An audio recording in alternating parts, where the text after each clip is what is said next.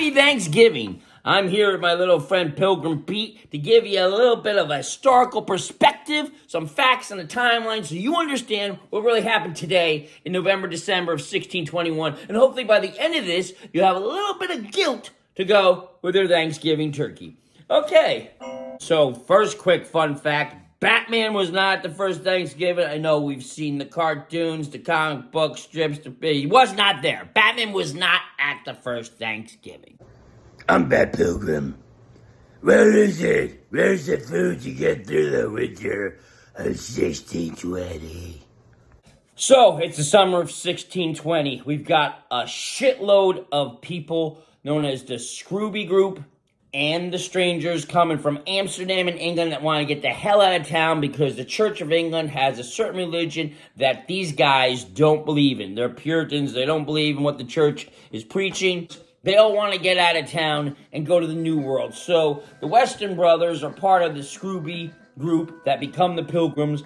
They go to the Adventurers Investment Firm, and the adventurers say, hey guys, you go to the New World, you set up some condos and townhouses, you work 6 days out of the week, you get a 7th off, and you get to live for free. You start a colony for us, okay? They say, great. So that summer of 1620, all the Pilgrims get together, and it's really in July 1620 that they start to leave on 2 boats. One of them is called the Speedwell. The other one is called the Mayflower. Shit goes wrong because the Speedwell's captain, Mr. Reynolds, might have sabotaged the Speedwell boat because he's not getting paid enough. He doesn't want to bring these pilgrims over to the New World. So it's not until September of 1620 that the Pilgrims are all clumped upon the Mayflower. Okay, so the Mayflower is now sets off in September of 1620, goes across the thing, and it's a rocky voyage. It's a rocky voyage on the Mayflower. There's women, children, there's pregnant women,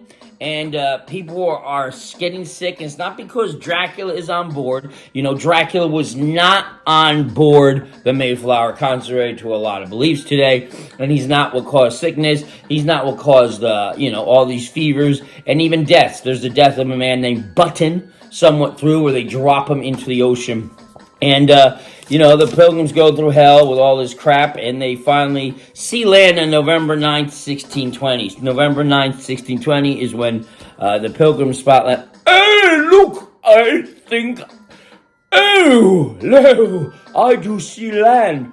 And the Pilgrims actually see Cape Cod. They see Cape Cod, and guess what? They screwed up because their captain, Christopher Martin, he's kind of an asshole. Christopher Martin's an asshole who doesn't like pilgrims. Fuck the Pilgrims. Shut up, Pilgrims. Get on my boat. So Christopher Martin, at some point, with his first mate, Christopher Jones, took a wrong turn. They're supposed to go to Jamestown, where a lot of the passengers, like Stephen Hopkins, have already been to a couple years before, and they're supposed to go south, but storms and a compass had the asshole captain, Christopher Martin, take a wrong turn. They end up on the coast of Cape Cod, and they show up to Cape Cod in November 1620, and they are fucked, because it is freezing. A lot of them have already died, and it's really around December 1620. They come up to the coast of Cape Cod, part that's called Clark Island today, and Thievish Harbor. And that's where they run into different Indians. And the Indians of the land are the Pokanoke, the Patuxet, the Nauset, the Wampanoag, and the Narragansett. And because of a plague a couple of years before, the Wampanoags and the Narragansett have been clashing. They're part of a larger Mohawk tribal nation, and they're having a lot of fights because they're just trying to fucking survive. So the Indians have really got enough on their plate when these motherfuckers from Amsterdam and England come over saying, hey, we want to set up shop too.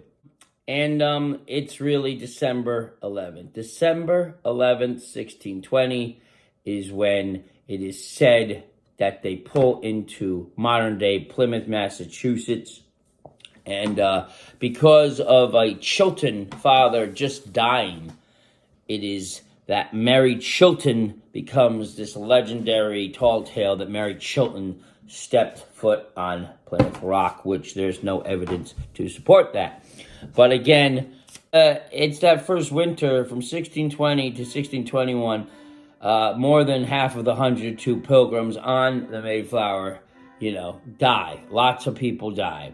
And, we're scavengers. They're trying to set up shop for the adventurers, and the pilgrims are stealing from Indian graves. There's a yellow-haired corpse of an Indian. It's got corn buried with it as a part of a Wampanoag or Narragansett Indian rite, and we take that corn right from the Indian's grave, and we use it, and we steal kettles, and we steal pots and pans, and we do a lot of raiding and pillaging that really doesn't get us off to a good start, but it's really lucky that the Indians, led by Massasoit, the great Indian chief Massasoit, with his braves Epinal and Squanto, decide to give some mercy to these fucking idiots that came all this way with not enough supplies and not enough fucking, just completely stupid to come to a new world in a harsh winter when it wasn't about like, there's a flurry, so we're canceling school. I mean, we're talking blizzards.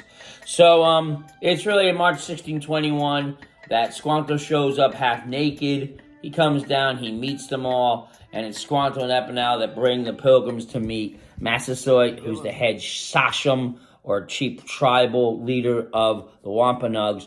And that's how it begins in March of 1621, that the Indians give everything to help these guys build and corn and harvest and cook. And it's really not until December 1621, 1 year later, that the pilgrims do have a feast, which is the first Thanksgiving.